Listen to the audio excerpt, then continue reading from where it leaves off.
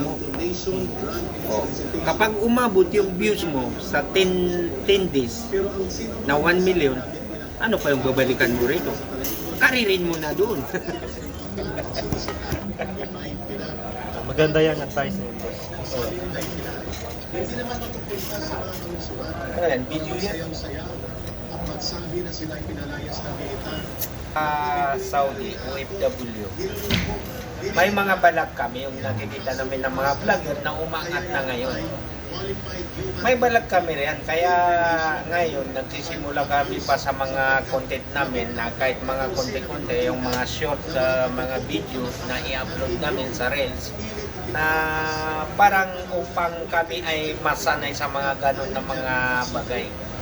Kasi lahat naman ng tao ay may pangarap sa buhay para umangat yung pamilya. Oh, di ba? O, dugtungan mo yan, boss, kung ano yung... kaya boss, start tayo sa beginning na magsisimula tayo paunti-unti. At balang araw, itong vlog natin ay marami din itong makakita at saka nagpapasalamat kami sa mga sumusuporta sa aming pagbablog.